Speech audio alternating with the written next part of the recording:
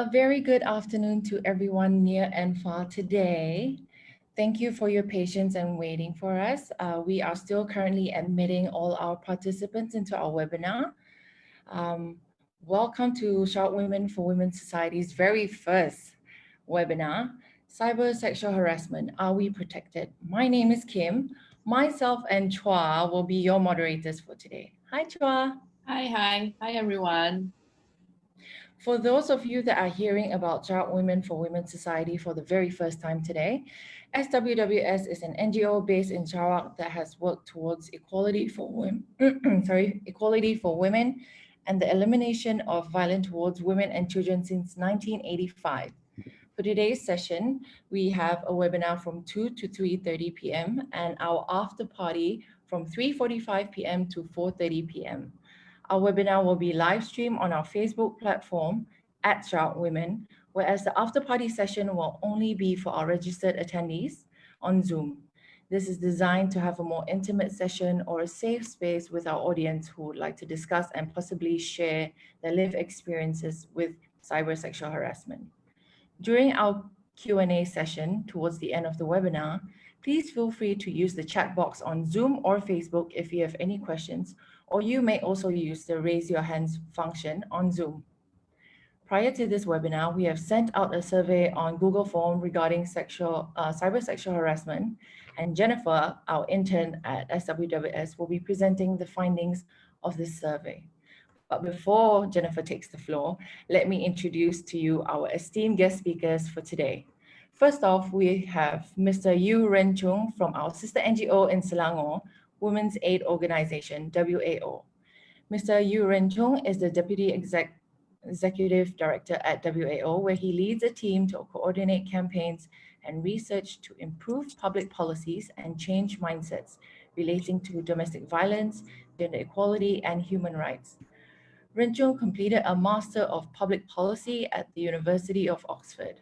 If you wish to connect with Women's Aid Organization, you can find them on IG, Facebook, and Twitter at Women's Aid Org. Good afternoon, Ren Chung. Thank you for being with us here today. Hi, thank you so much for inviting me and WAO. I'm really happy to be here with SWWS and with all of you. Thank you. Next, we have Ms. Yvonne Yeo, a committee member of SWWS for the fiscal year of 2020 to 2022. For work, Ms. Yvonne is a school counselor of a primary school here in Kuching, Sarawak, and she's also a science psychology alumni from International Medical University. Good afternoon, Ms. Yvonne. Hi, good afternoon, Kim. Thank you for inviting me to this webinar. Thank you for being with us here today. All right, ladies and gentlemen, shall we begin? Jennifer, you can take the floor.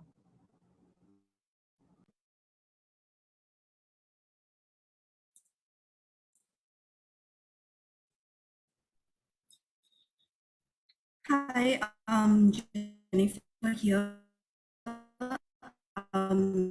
So I shall share screen.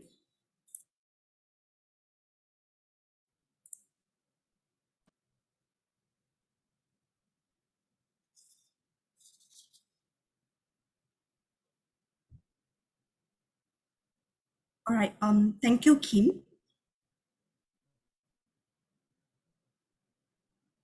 Hi, thank you, Kim, and good afternoon, everyone. Good afternoon. Hi, good afternoon, Jennifer. Hi, I'm Jennifer, and I will be presenting the result of the survey designed and distributed by SWWS from 2nd of August 2021. The online survey is to investigate the prevalence of cyber sexual harassment in Malaysia. Before releasing the result of the survey, please be assured that all the survey data is collected in confidential manner. As of 17th of August 2021, there are 217 respondents responding to this survey.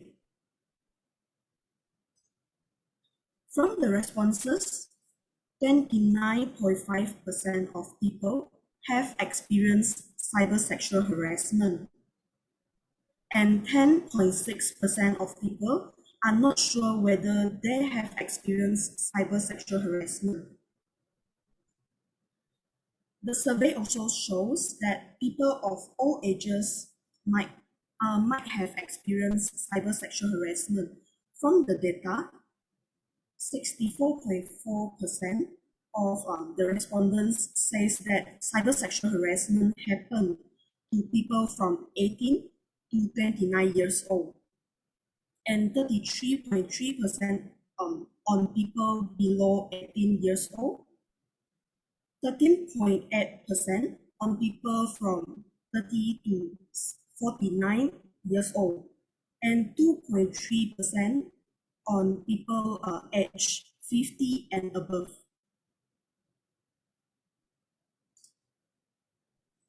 Besides, we shall also look into the online venue where cybersexual harassment take place.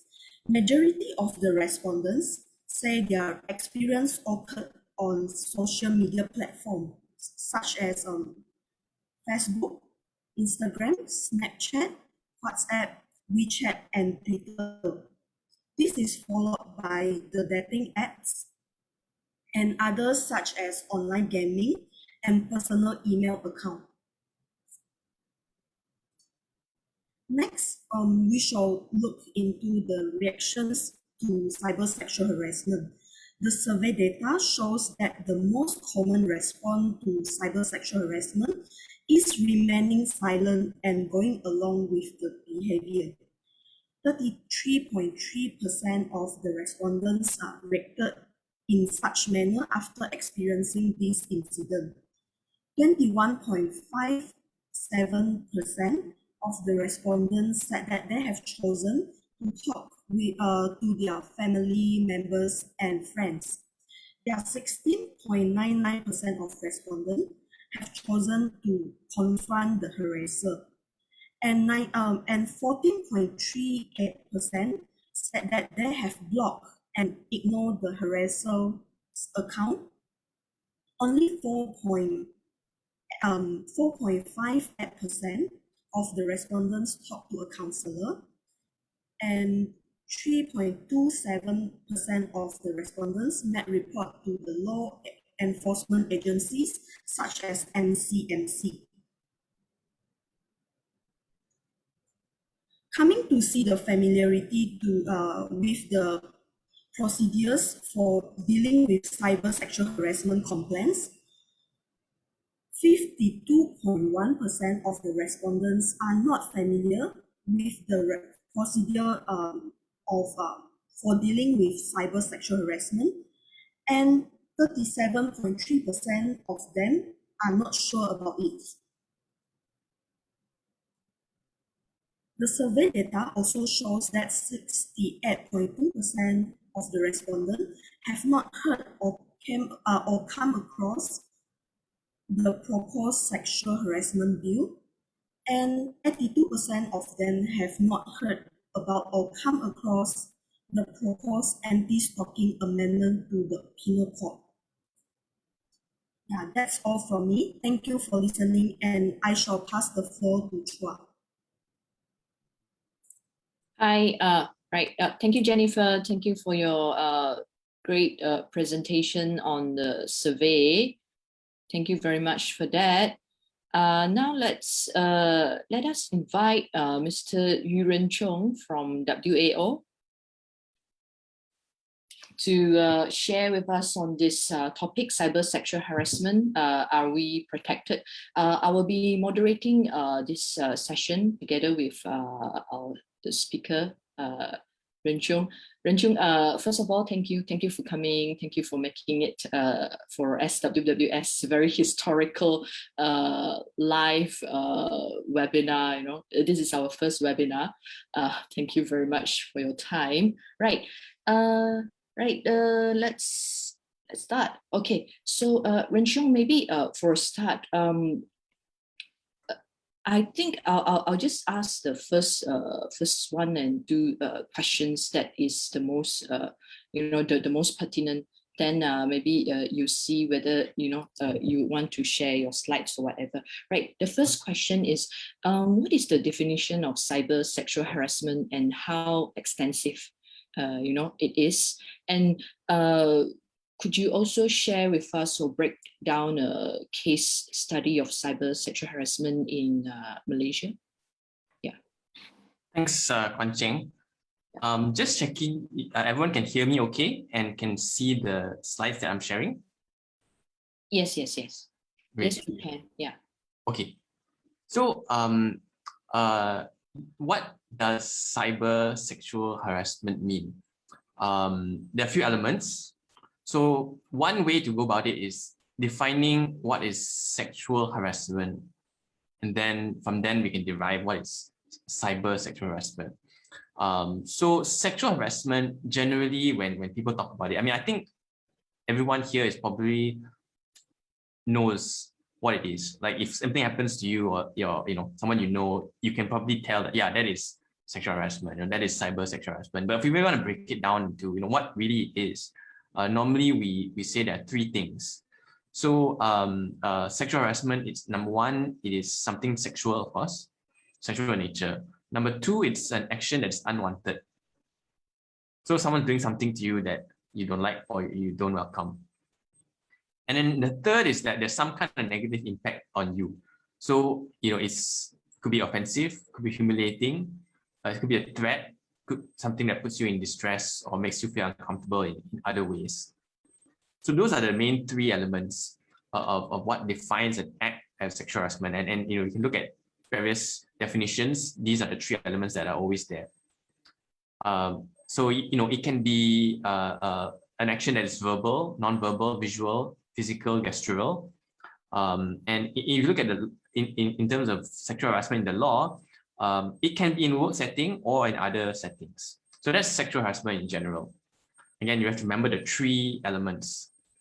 Okay, so cyber sexual harassment, there is actually no specific definition in Malaysia in terms of law on cyber sexual harassment.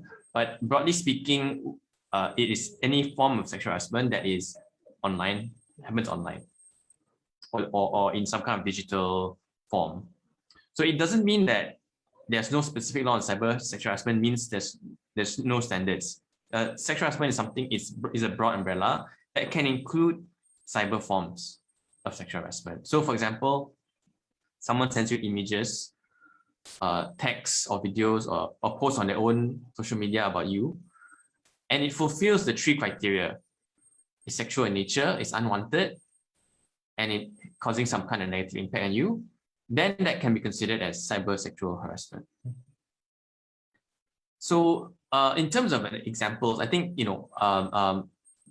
earlier on, before we started, there was a video reel playing of different kinds of harassment, different kinds of cyber sexual harassment that I think those are quite good examples.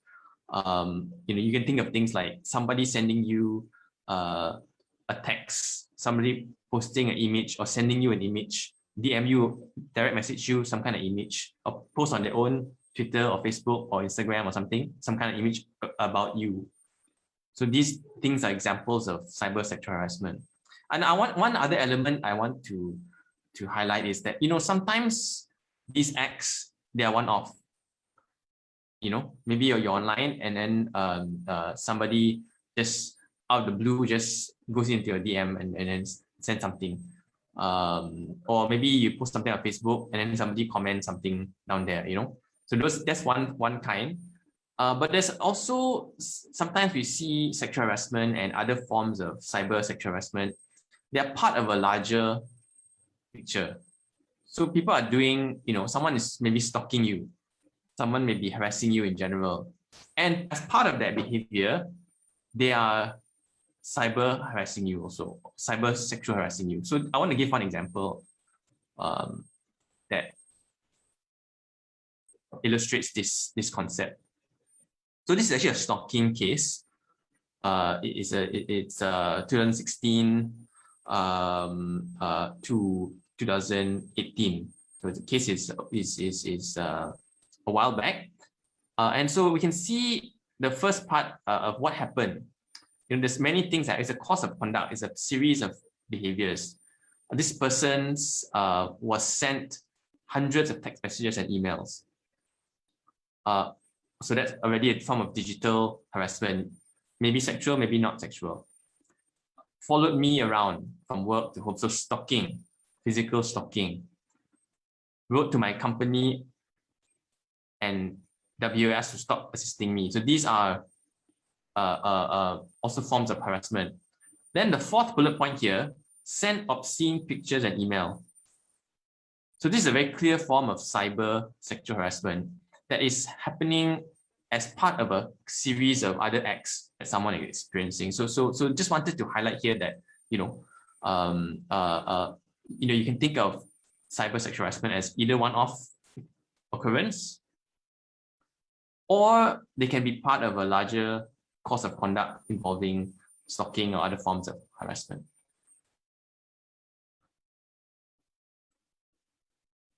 Yeah, right. Okay. Thank you, Ren Chung, for that.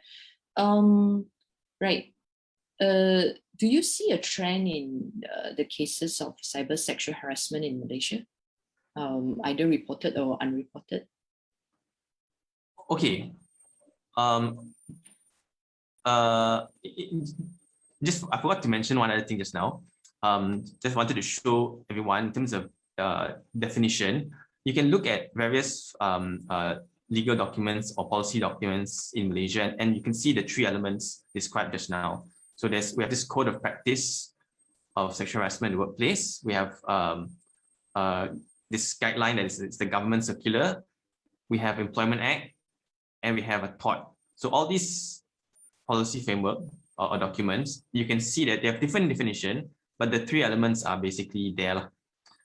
And then we also have criminal laws that cover sexual harassment, but not really specific to sexual harassment or cyber sexual harassment, but they could potentially cover some forms of cyber sexual harassment. Okay, so in terms of trends, actually it's very difficult to say because as far as I know, there is no consistent study or monitoring on sexual harassment and even more detailed cyber sexual harassment.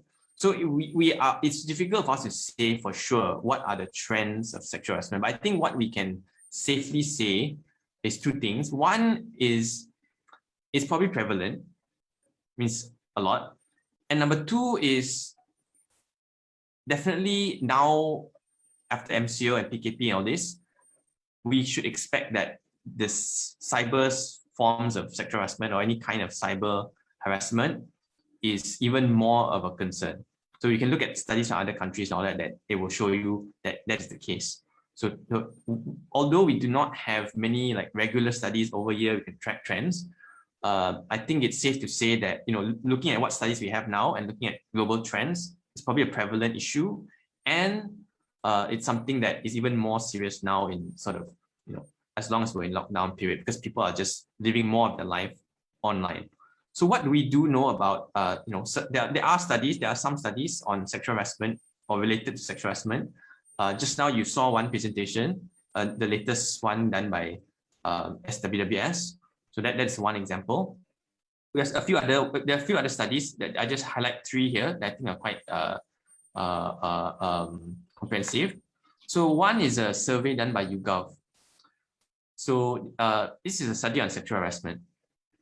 So it doesn't really cover, the limitation is that it's not really on cyber sexual harassment, it's just sexual harassment generally. So what they found was 36% of Malaysian women have experienced, should be just, Malaysia, yeah, 36% of Malaysian women have experienced sexual harassment. WL and VAS.ai, we did a survey on stalking last year. Just read 2020. And we found that 88% of Malaysians have experienced some kind of act associated with stalking or harassment, and that could include cyber forms. And 36% of Malaysians experience some form of stalking. So stalking is like repeated harassment, basically, that cause them fear. So the more kind of serious kinds of harassment that cause them to be fearful.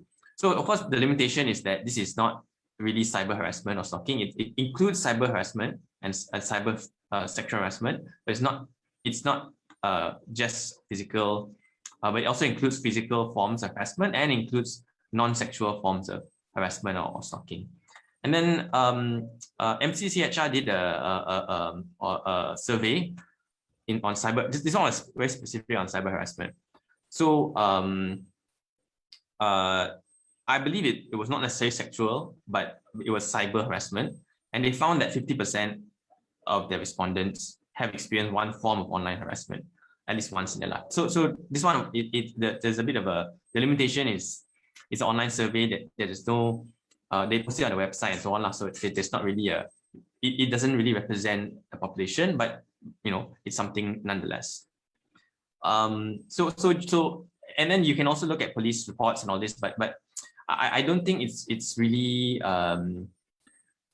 it won't tell us that much on the overall situation because current laws are not so comprehensive to cover sexual harassment or cyber sexual harassment, in my opinion. And then of course there's a reporting rates. People may not report and all that. So that one is a bit. Those are the limitations if you want to look at something like police report. Right. Okay. Talking about the laws, on the laws that you have just shared just now on the definitions, things like that. Ren Chung, in your opinion, do you think that overall in Malaysia, are our legal systems, adequate, to cover this cyber sexual harassment? Are the laws in Malaysia adequate to cover? Okay, so there are two things to say. So one is that there are certain laws that can help you. So don't think like if something happens to you, there's nothing that can be that you can do. There are various laws and policies that can actually help you get protection and prevent that from happening again. So I've listed here a few of these laws. Penal Code and Communication Multimedia Act. These are criminal offense. We have the Code of Practice on the Prevention of Sexual Harassment in the Workplace. This is a voluntary code that Ministry of Human Resource put out. Then we have the public service one that applies to the public sector. We have Employment Act, and then there's the tort of sexual harassment. Tort meaning you can sue someone in the civil court. You can do a civil suit against somebody. So there is a framework. So that's important to note. However, the second point is also very important, is that the framework is not really comprehensive. There are a lot of gaps. It's sort of so for example, Penal Code and Multimedia Communication. So those are criminal laws. So they cover certain offenses like outraging modesty, threatening, misuse of network and all this. So they can be used and they have been used by people and police to charge someone for certain acts. So of course the limitation for this is that there are only certain kinds of severe kinds of action of harassment that's covered. So if something is done that that is unwanted, may not amount to what you think of as a crime, but it's still annoying and it's still causing you distress. Those things may not be covered under these criminal laws. The code of practice, of course, is voluntary only, and it's only in the workplace. The third one, which is the public sector, so that again, it's good, but it only covers if you're a government servant. Employment Act, quite a lot of issues with that. It does not, it only applies to Peninsular Malaysia. So actually, those of you in Sarawak, the Employment Act does not cover you. You have the ordinances.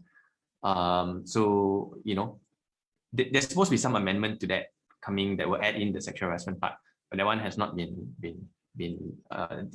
tabled yet. Of course, Employment Act is only workplace, and it doesn't really have a lot of it's not that strong. So in a sense, if somebody does sexual harassment, somebody sexually harasses you, in the workplace, even if it's cyber, then there's not, and then nothing happens. The most you can do is report to the government, and then they can ask your employer to take action. So it's not really a strong mechanism. And then the tort is actually good, but it is, of course, tort means it's expensive. You need to hire a lawyer, which can cost thousands of ringgit. It's a public process, and also it takes a long time, months or years. So in that sense, it's quite limited. So how do we get around this? So you think of it as, we want something that any form of sexual harassment happens to you, if it's cyber or happens to you physically, you want a system that can help you stop that from happening and get some form of justice. So all this framework, you can try and use it, but we know that it's not enough. So we want to propose one framework, and it was mentioned just now in the presentation of the sexual harassment bill, that can actually number one, cover the whole Malaysia. So number one, improve the definition of sexual harassment, including to make it specific that cyber harassment is a form. Number two is to widen the coverage. So not just in Peninsular Malaysia or any particular state, but the whole of Malaysia, and then not just in the workplace. And then the third is very important, which is access to justice. So all the mechanisms you saw just now, the biggest problem is actually the access to use it, and then what happens in terms of enforcement and remedies. You either have to pay a lot of money, wait a long time, or the enforcement process is not strong, means it's voluntary. So what a Sexual Harassment Act could do is to create some kind of mechanism, like a tribunal, to then make it accessible, cheap or free, fast and confidential. So again, to summarize, if you're experiencing sexual harassment, there are certain laws that can protect you, and you should definitely try and use them if you want to. But at the same time, the framework is quite piecemeal, and there are many gaps in the framework. So that's why we're proposing a Sexual Harassment Act that would then cover these limitations, especially looking at these three areas: definition, coverage, as well as access to justice. Yes, the sexual harassment bill, the proposed is yet to be tabled, and I understand that we're supposed to the government is supposed to table it by the end of this year. But judging at this scenario, do you think that do you see any hope of it coming up this year or next year, perhaps? Yeah, I mean, it's very frustrating because this is something that's been ongoing.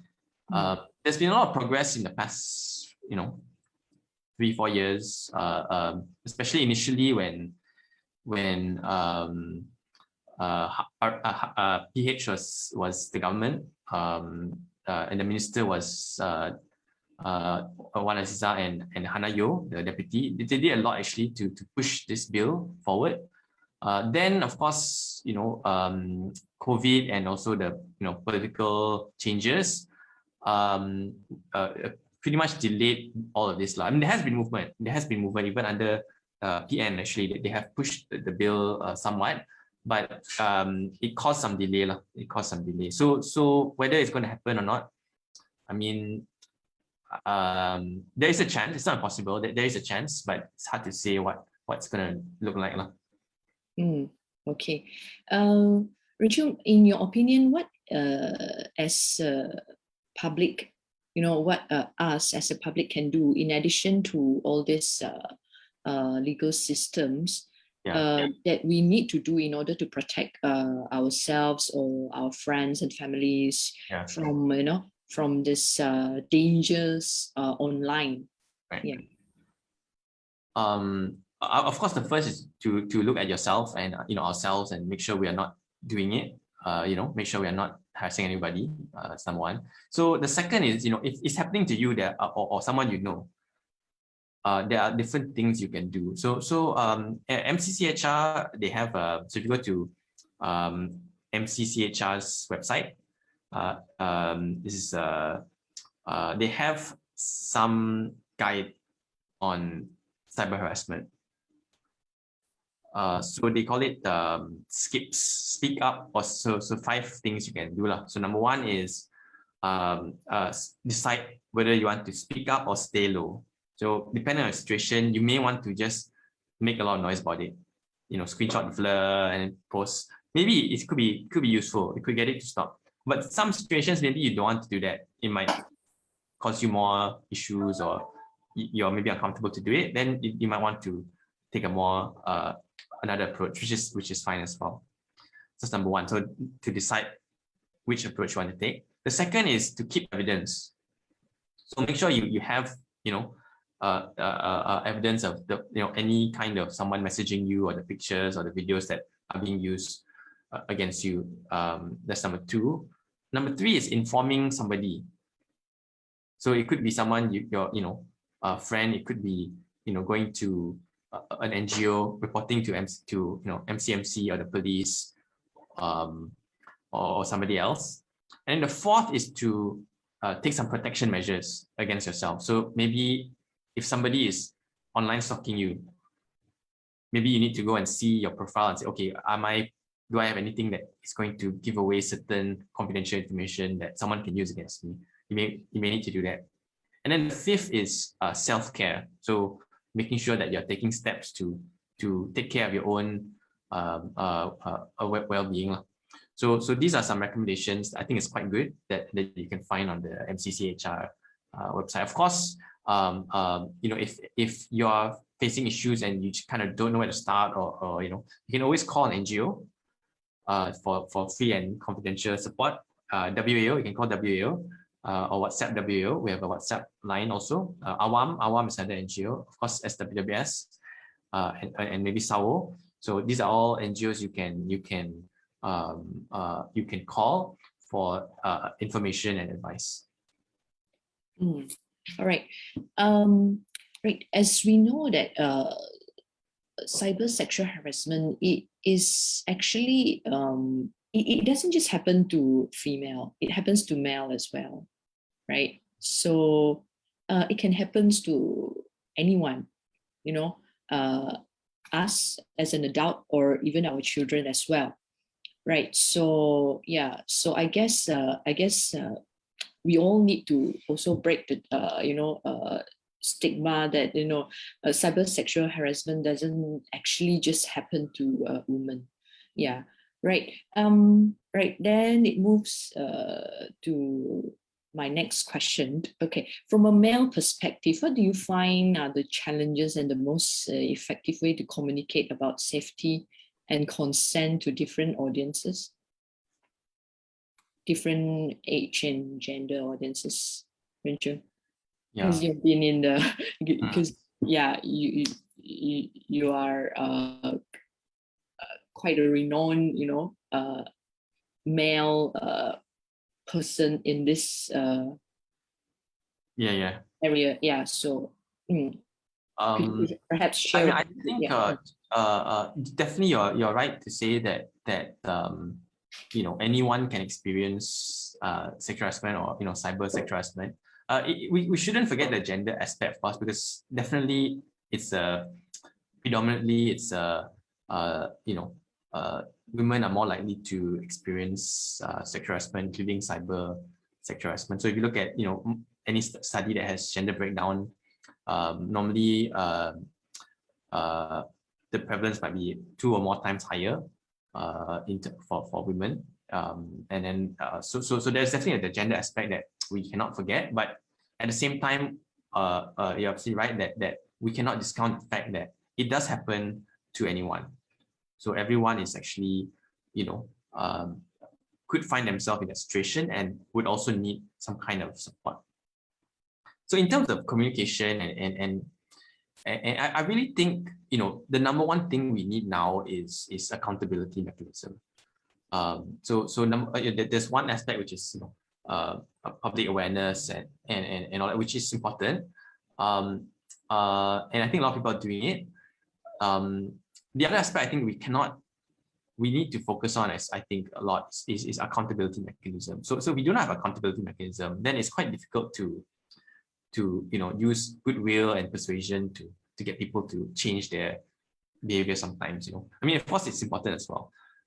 So that's why we emphasize things like the sexual harassment bill, or improving other laws like introducing anti-stalking offense, which also was mentioned just now in the SWWS survey. So those things can actually hold people accountable. If you do X, then you can be brought to a tribunal or you can be reported to the police. So then with that kind of mechanism, it will add, it will also, in addition to being that cohesion, it will also send a strong message, like society. So as a society, we think this is wrong, therefore we have these laws, and that itself can be a tool to change norms and behaviors. Okay, all right. Okay, so yes, thank you, Ren Chung, for your sharing. On your part, I think we will need to move to the next panel speakers, and then we will come back with some Q&A. So for those of you, all the participants, you can actually put up your questions either in the chat box or in the FB comments.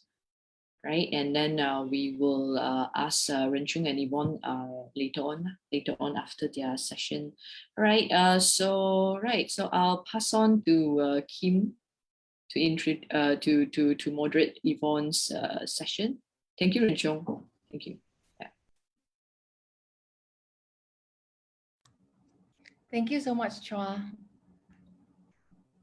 Hi, Miss Yvonne, are you there? Yvonne? Hello, yes, I'm here. Sorry. No problem. All right. Obviously, I have introduced you as a primary school counselor, and we have decided to get you on board for today's webinar because we do obviously see with COVID happening, we see a rising trend of using gadgets as part of learning, or what we call e-learning now. So I would like to know, with your time as a counselor with primary school children ages from 7 to 12, do you experience children reporting cyber sexual harassment to you? Right after the lockdown, I get to spend more time with the students by entering each class in their schedule.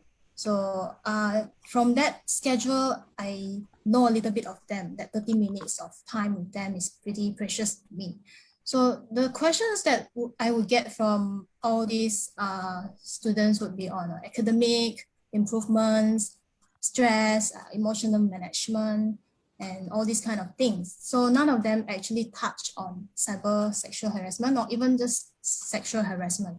So not really. So as time goes by, I decided to share on online safety because cyberbullying has been going on internet. Internet is actually quite a exposed platform for us adults and even worse for children. So I decided to share with them how to protect themselves from all these harmful websites and all. So when talking about sex to teens or children, they are most likely to see it as adult things or even a taboo. We don't speak about this at home. I am afraid to talk about this at home, stuff like that. So when we talk about this in the class, they see it as this teacher can talk about this open subject, cyberbullying, and getting into harassment topics. So it gives them the awareness that, there is something wrong here, and it is okay to speak and talk about this and seek help for it. So slowly time goes by, they open up, oh, this had happened to me before, and started to share with me after knowing that this is an environment which is safe to speak to, and this is something that I am glad to see.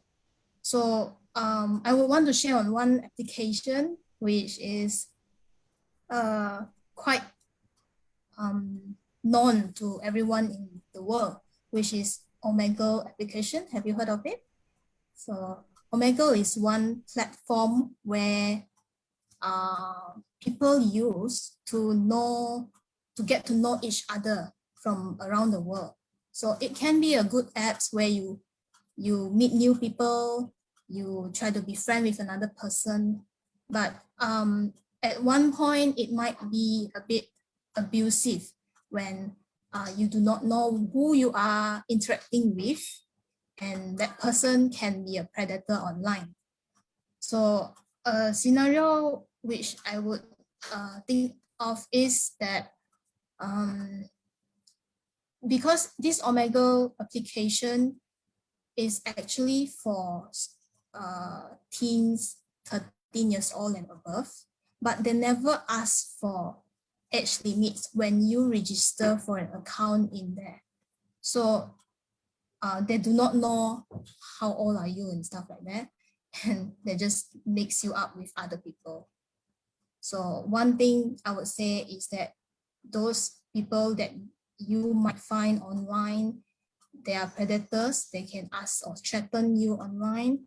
They can abuse you online in this Omegle application. Yeah.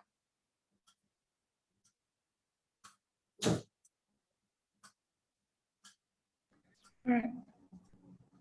Okay. Thank you very much, Yvonne. I also know that you have specially prepared a presentation for this that you would like to share with us today. Oh, okay, sure. Hold on.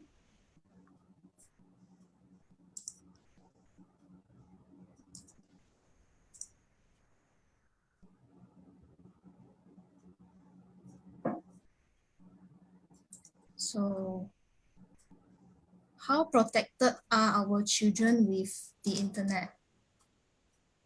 So based on our Mr. Ren Chung said that our internet can be quite an exposed platform for every one of us. We have a lot of laws that cover us, but let's move on to see how the USA is responding to this survey where parents tried to fill in. So 48% of the children in US were spending more time in the online, which is an increase of 500% from before the crisis lockdown. So this is quite a high number, which is a 500% jump from before lockdown. So we can see that it is the same with Malaysia as well. There will be an increase in gadgets, devices purchased, and also data usage, a lot of things to buy.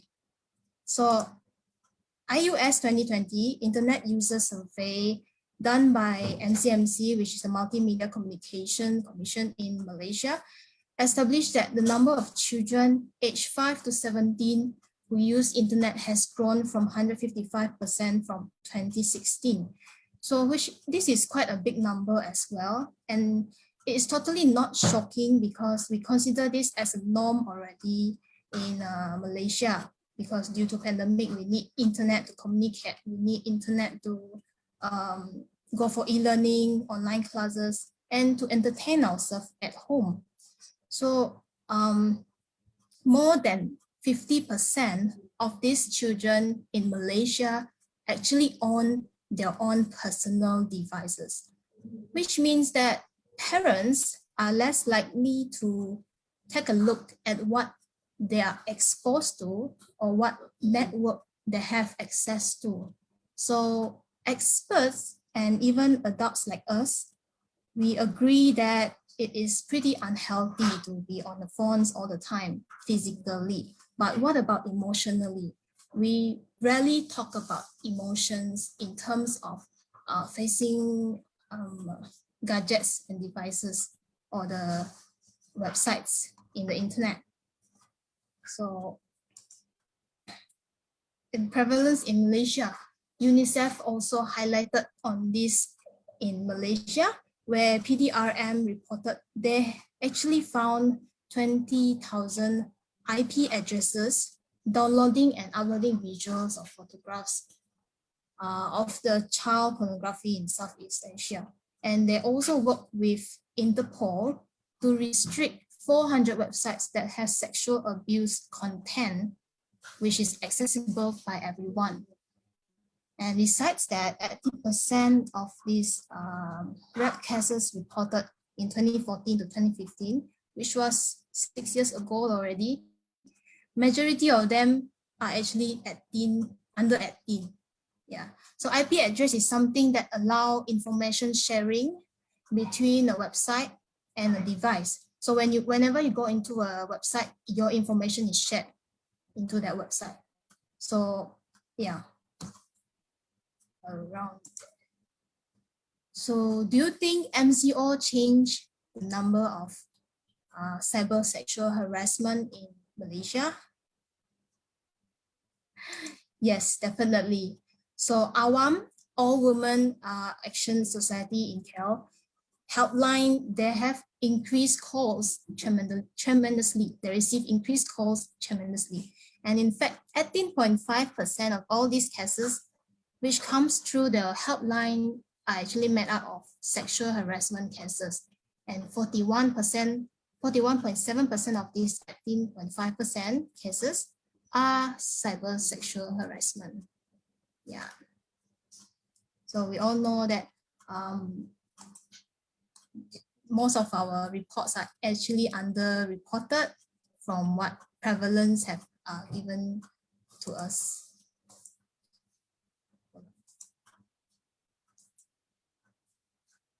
So I also found a study by Out of Shadows in 2020 from the Economist Intelligence. So the Economist Intelligence conducted a study where they just want to illustrate how different countries, among 60 countries, to find out whether how each of these countries, how much these countries are reacting or even acknowledging and responding to this problem. You can see from here, Malaysia is in our second quartile. So the top quartile means that, oh, they are very good. They are responding very well. But second quartile, okay, not so bad, over 50%, which is not so bad. So, which is good. But let's look into Malaysia, where we look into many different indicators here. Some of it has 100% score, 50%, which is in improvements. And we want to look into internet protections and our prevalence, the access to support programs and the media engagement and all. There are actually 0 over 100 internet protections for children in Malaysia. Completely none of the internet protections for our children here. So they can access anything in the internet. So one way of how these predators online are communicating with our children is through child grooming. Child grooming means that an adult or a stranger online can be friends with a child through these online platforms or social medias and nowadays games with the intention of exploiting the child or abusing the child. So these are the reports from Malaysia. You can see there are a rise in cybercrime, which is an awareness already. And I want to highlight on what the New Straits Times say. Alleged pedophile arrested in first sexual grooming case in Malaysia. And this was reported in 2018, first sexual grooming case, which means there are no other sexual grooming cases before. So when we see at the rise and the increase of usage of our computers and internet, there's definitely gonna be a rise, which is not reported in our news. And even our Interpol, the international police, very suspicious about the statistic of our child grooming in Malaysia. So these are the kind of games that children are nowadays playing. You can see all these games are quite friendly, except the players' unknowns background, quite violent. Most of the games requires boost a lot of creativity, teamwork, communications, and also many more. It is something that our children use nowadays to entertain themselves, and it's actually a coping skill, especially during this pandemic. So we shouldn't take this away from them.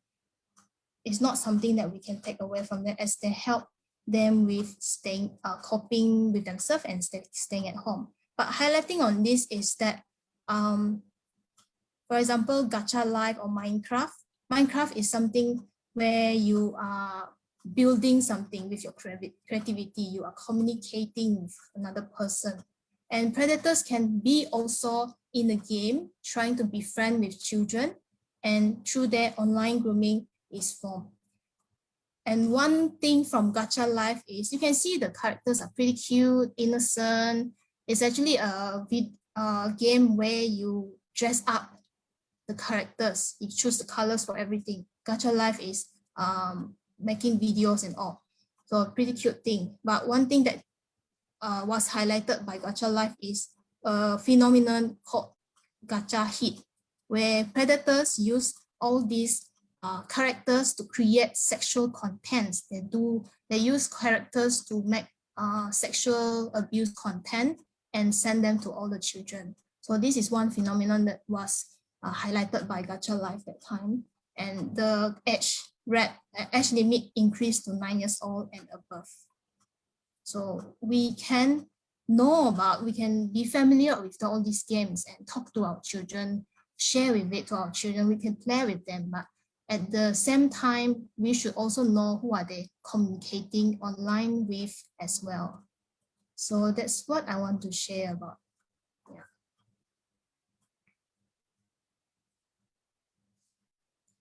Do you have any question, anyone?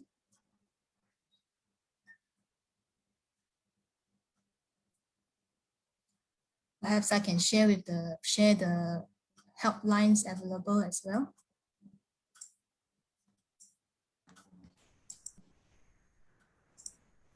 Okay, Yvonne, you mentioned earlier with the Omegle case, right? One of your students approaching you.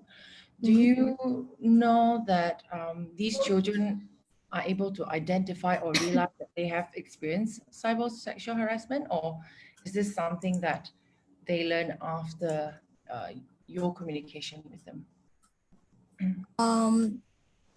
They did not share about this to anyone else because of course they feel uncomfortable with it. They don't really know how to open up to the right person. So children learn faster than adults, especially in this cyber era. What's wrong and what's right, they do not know. Maybe they think that it is a bad guy in the internet, and then it's something that they should ignore. So they just ignore them. So most of them do not realize that what they are actually facing is actually a harassment, sexual harassment, and they wouldn't go and report it as well. So after learning about what is cyberbullying, cyber harassment, and all those, they would share their experiences with me and how uncomfortable they were while they received all these threats and how disturbing it was. So I will need to explain, this is actually a crime. This is actually a cyber sexual harassment. Okay, if that is happening, what roles do you think parents can play in order to protect children from being victims of cyber sexual harassment? I think creating a safe environment, safe space at home is very important. When I say safe space, it means that it's a place without judgment, where you can speak to your parents openly, and parents shouldn't be judging, oh, this is wrong, you shouldn't go there at the first place. So there's no blaming at this situation in the safe space environment. So when you create a safe space environment, you should listen to your child when they're speaking. You should also accept how they are feeling and then respond to them on what then they want to do next. They need to do next if they happen to find this again. Also, try not to normalize that this is okay. It is actually not okay. Let them know what is the right thing to do as well. So try not to give them a space to talk about it, acknowledge their feelings about it, and they will feel more safe to share with you. And also bonding time is a good bonding time. So parents can play this part by giving awareness about harmful websites, online predators out there, even in the games or even in the social media like Facebook, Twitter, TikTok. At the end of the day, communication between parents and children matters the most. So it gives them the support that, oh, I'm not alone. My mom and dad is actually there to care about me. They're there to listen to me. Thank you for that, Yvonne. So I would like to know, other than the support from parents or yourself as a counselor, who else can help safeguard these children that are experiencing cybersexual harassment? Other than parents, teachers, school counselors, adults, the society are the next support for children when they are facing cybersexual harassment. However, children facing this harassment may hardly share them out. Okay? When they try to speak to you, at first it would be a happy moment. Oh, I've just met this friend here. They call it internet best friend, IBF, internet best friend. So I just met this friend here. We're very happy talking about it. But after a few while, if you notice any changes like observation of red flags, like they're not sharing much of this person anymore, that may be due to threats or fear of being questioned or wrong, or maybe this person has already threatened the person to keep it a secret. So therefore, it is very important to tell them that it's okay, if anything happened to you, tell me about it. Notice any signs and changes in children behavior is the most important thing. Yeah.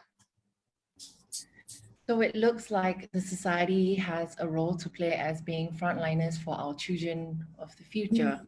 So if we are to equip our society with tools to manage cybersexual harassment, what can be done and how do we go about reporting? Okay, first of all, children must know the importance of keeping proof and evidence like snapshots and everything. Let me share with you So these are the helplines that I've gathered from our Malaysia organization. So Anna from Reg is one chatbot where they can explain about what is sexual harassment, what is grooming, and also you can report and seek help. You can seek for emotional help as well from this Anna here. It's through WhatsApp. And another one from Lapor Predator. You can upload your evidence into Lapor Predator as well, and they help to guide how to report it. Internet Watch Foundation is one international one where you can also report at the same time, uploading all the evidence, where you found it, which website. And then the Buddy Bear line is more of an emotional support line where they can support you emotionally. So before that, there are also other reporting patch where our ministry has given, which is Malaysia Computer Cybersecurity Malaysia. You can log into this website and you can attach all the documents that you have. So first of all, you must have evidence and all to report from this page. You can contact them and message them as well, and email them as well. Aside from that, if you found any page or any website that are portraying any sexual abuse, sexual content, make sure that you have screenshots all these pages, take down the website, and then gather information and lodge it to the admin page as well. But if it's not responding to you, there's no action taken, lodge the complaint to this content forum by MCMC as well. Yeah, MCMC has their own helpline where you can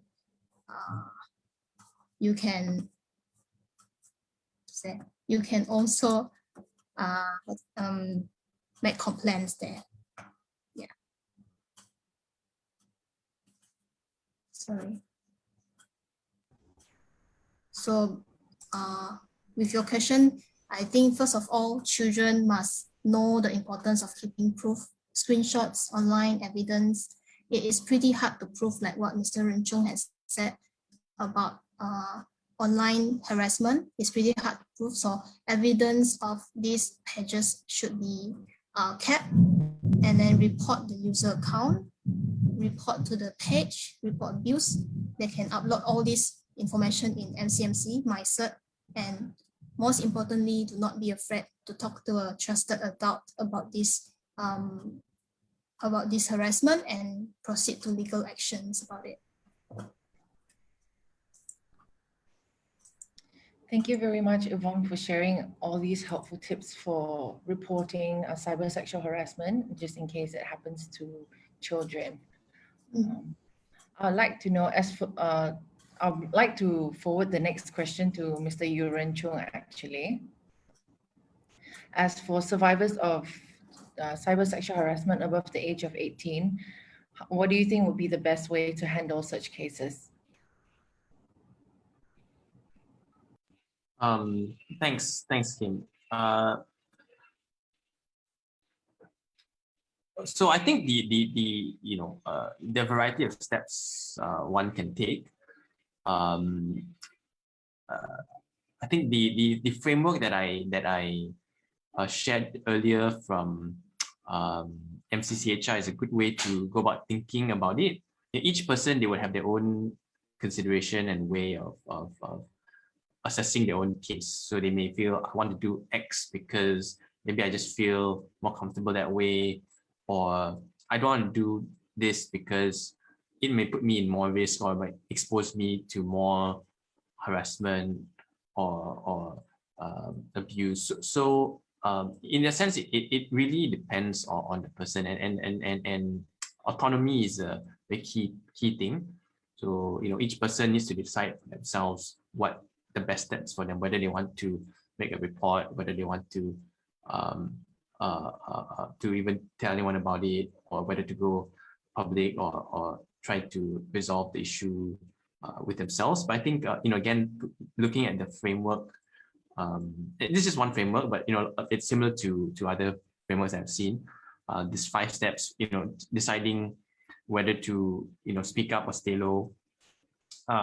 Second is making sure you have all the evidence with you. Third is informing someone that you trust. Depending on your situation, it could be just someone for your own support, or it could be making a formal report or calling an NGO. And then making sure you're protecting yourself online, your presence and your information. And then the 5th is making sure that you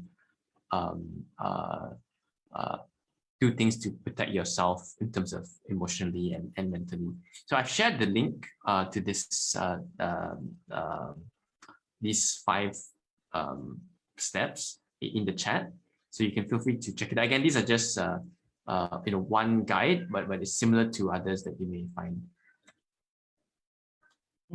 Right. Okay. Thank you, Ren Chung, for the tips. We have some questions in the chat box as well. I think while Ren Chung is at it, there's one question from Priscilla. right, when reporting to police, what the victim should expect. Yeah, right. There are some cases where, after reporting to the police, and police would just, say that, oh, it's not really a crime, or they just throw you around the bushes, things like that. And then, yeah, how the victim should go from there. I'm not sure what exactly it refers to, either, either the procedure or in terms of counseling. But I think in terms of counseling, can just seek, whatever NGOs help, things like that, right?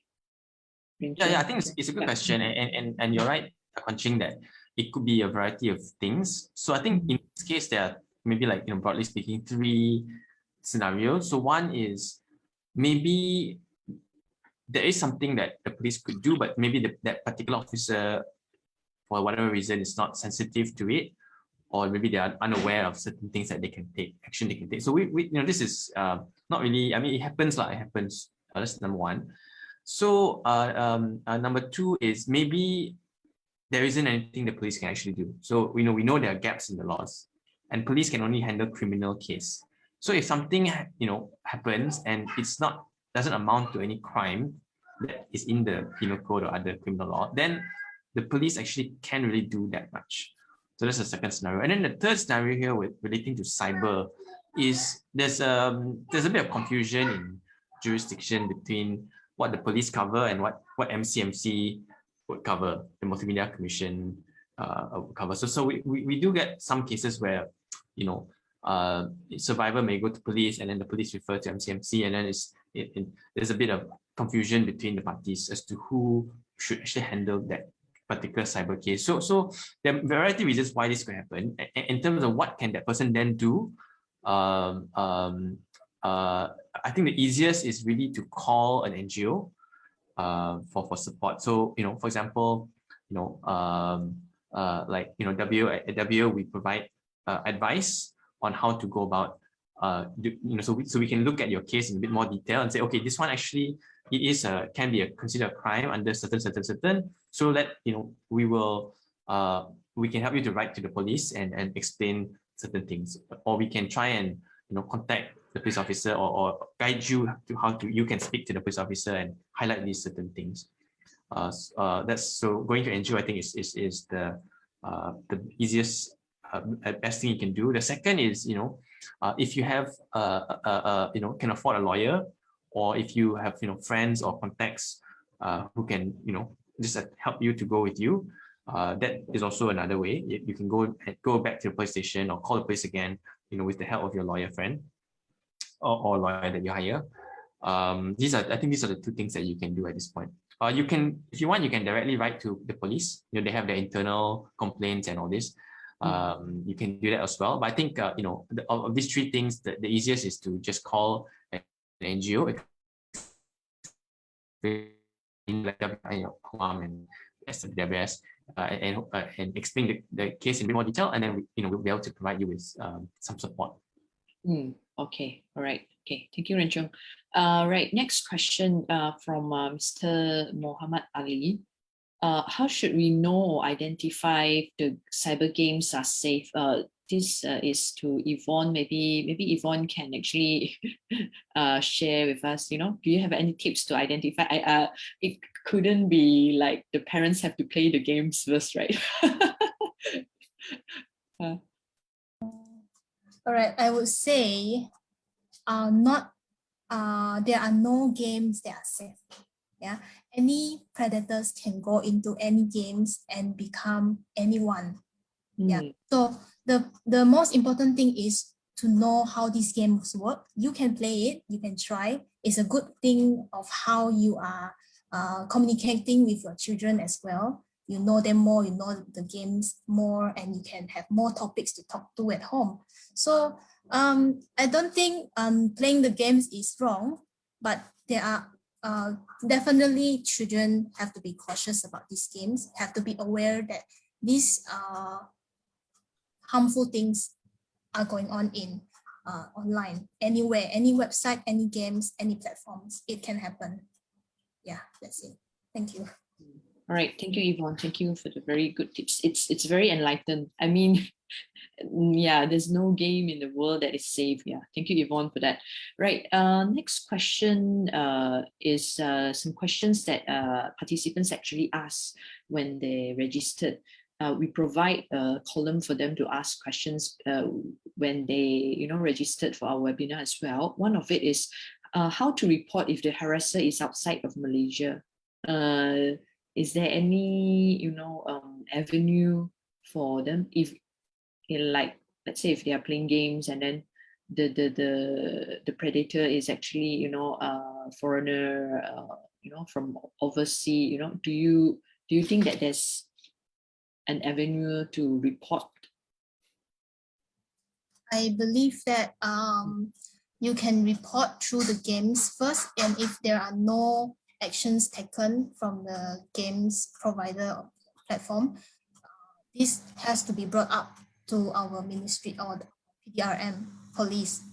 Yeah, so I'm sure there are some ways where we can prevent all these things from happening.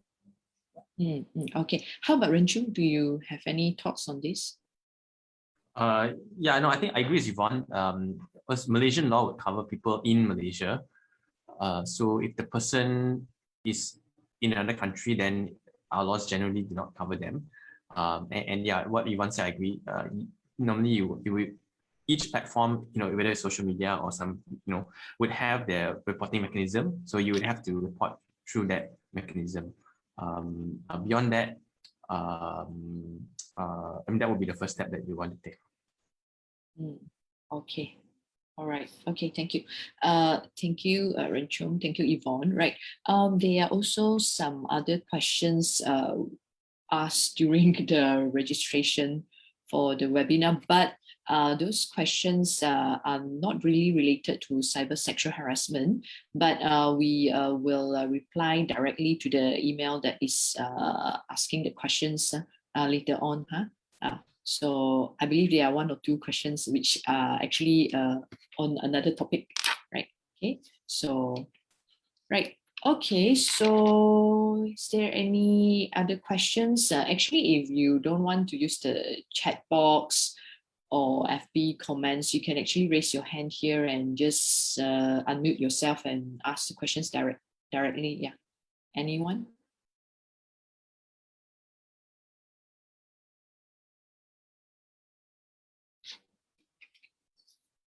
Yeah, we can take in a few more questions, right? We can take in a few more questions.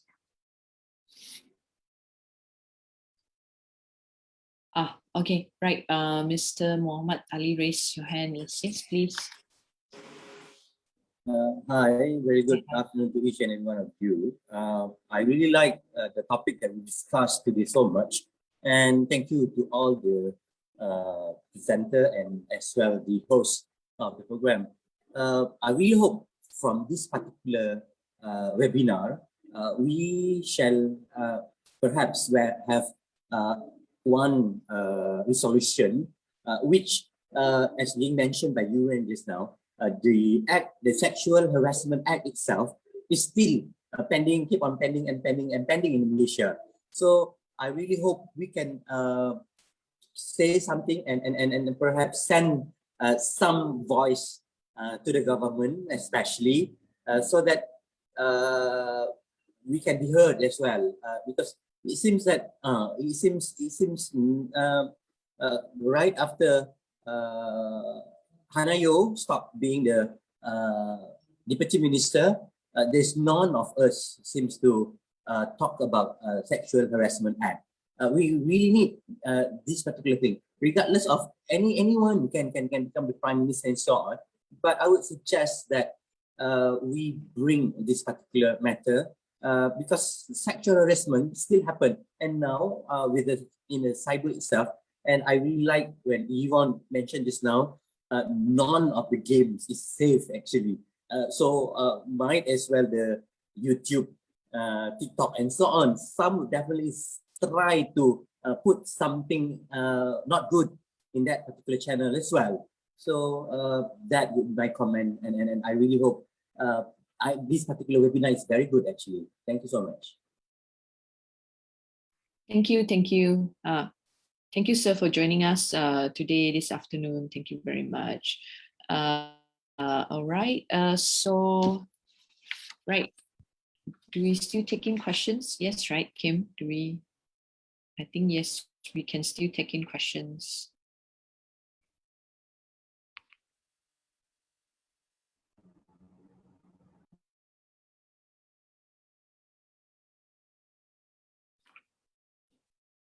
We have Octavia who has raised.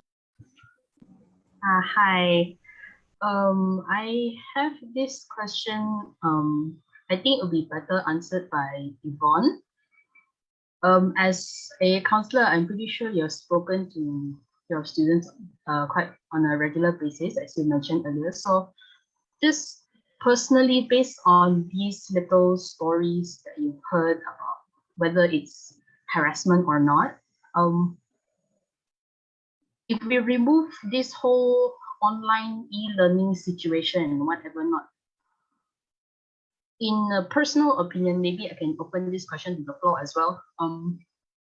What would be an appropriate age before children should, one, be provided their personal device, and two, when should parents start talking about these topics of harassment or sex or those kind of very so-called taboo topics? Thank you for the question, Octavia. In my point of view is that there are no age limit where children can get their phones. Anyone can get their phones already, but there should be a control from parents. Parents should have the control on how much time you are limiting for your child, and how are you communicating with your child? How much time are you giving your devices? So there must be a limit for them. Actually, I wouldn't say that taking the phones and keep it forever or banning them from using their phones, but there should be a way for how parents are using their methods and communicating on how much these predators are online. So how old should they be exposed for these kind of topics? Any age can be. If they are 5 years old, they might not understand. Perhaps you can start with bad guys online. Perhaps you can start with this thing can happen online, where talk to them what kind of websites are they accessing to, or what kind of platforms, so that you know what can you expect from this kind of these platforms as well. So if they say, oh, I'm using it for this kind of games, so you would know games are you able to meet people online? Are you able to meet face to face? So if they are not meeting face to face, so we can talk about what are the threats that can be from these games, so that they are prepared. So I don't really want children to be unexpected and traumatizing, like how they access Omegle, and it traumatized them to see people flashing in front of the camera, just suddenly flashing there whenever they are break out into the room. So this can happen, or they can actually screenshot their faces from Omegle or take picture of their faces. So this can happen in face-to-face stranger communication. So if in the games, you might need to understand what are the threats from this kind of game. Yeah. Did I answer your question? I would also like to add on to Yvonne's answer, and also to respond to Octavia's question as well. I think I would like to respond to the second part, which is, what is a good age to start speaking about all of this, whether it is cyber sexual harassment or sexual harassment itself? It seems like a very daunting topic for parents or adults to approach children, speaking of topics that seems like a taboo or a stigma in our society. But what we do at SWWS is a child safety awareness program. And it starts with the simplest things in terms of labeling their private parts. So instead of using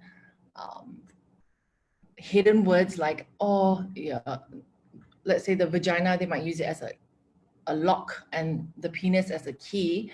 Analogies like that really confuse children sometimes. And there was a case about a girl reporting to her mother. She said, oh, uncle ate my cookie, which in fact, it was her uncle that was sexually abusing her at a young age. But because she was taught that her vagina was called cookie, she used that same word and reported that to her mom. It wasn't the actual cookie that her uncle was eating, but her uncle was actually sexually abusing her for a while. So I think when we speak to children and educate them on this, it's more of raising awareness in terms of labeling, teaching them on labeling their body parts, or letting them know what is safe touch and what is unsafe touch. I guess it's just creating that open conversation with them because children themselves, they are quite smart and they learn very fast as well. So they pick up a lot of things on TV and they will ask a lot of questions almost all the time. And it's really good for you to create an opportunity to answer those questions instead of having them find it out on the internet, because the internet can create a whole new world of answers that might be right or might be wrong, or might lead them into more trouble or potential harm. So yes, just these basic questions and conversations could help that. Does that answer your question, Octavia? Right. Okay. Right. Thank you, Yvonne and Kim. Right. We have another one more question from Puan Nurjana. Awareness program is one way. How best we can make our children understand well, like student recently, role of parent or teacher. Right. I believe Yvonne and Kim has also already actually, kind of outlined the role of parent. But maybe Yvonne could add on more on what are some of the roles that teacher can actually do. Some of the roles that teachers can actually do. I would say conversation again to clarify with them, and when teaching this topic in a PJK or PK, this is something that they are the first thing where they don't learn through home, but they learn through PJK topic, which is the Pendidikan Jasmani Kesehatan, the health topics. And that's where they are exposed to all these questions. So I'm sure they are very curious about things. So teachers can be prepared about this and prepared to answer what they are going to ask, their curiosity, their everything. Yeah. So I think we should answer the questions given by the students instead of telling them, oh, this is not in the topic yet, you will learn this next year. No, they will learn it through internet eventually. So I think if they want to ask you every of these questions, let them know how much you can. If you do not know, you can let them know. I'll let you know tomorrow. Try to find out first and be sure to return the answer to them instead of them seeking out the answer from the internet. So I think this is quite a crucial thing in our Pendidikan Kesehatan, because I think it starts in primary 4 or primary 3, where they learn about puberty, where they learn about menstruation and everything. So it's very important, like what Kim says, to use the right words for all these parts as well. Yeah. Yes, right. Okay, thank you, Yvonne. Okay, All right, so we shall go into, before we go into the next session, which is the after party, we have a poll question, right, coming up. So yeah, we will post up a poll question and you can answer that. And we have also evaluation form. Right, so please help us to, fill in the evaluation form and also the poll.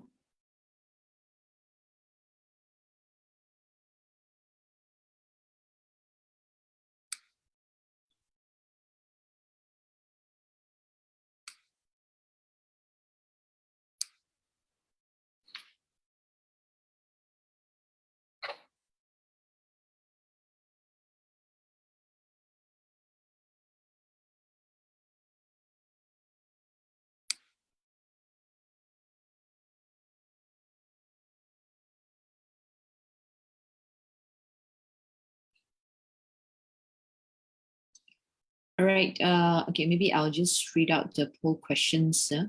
Do you agree we need a Sexual Harassment Act? That's the first question. Second, should we propose such act is passed this year?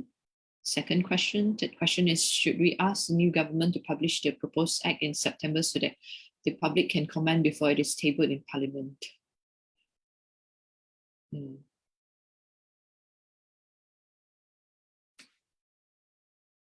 All right.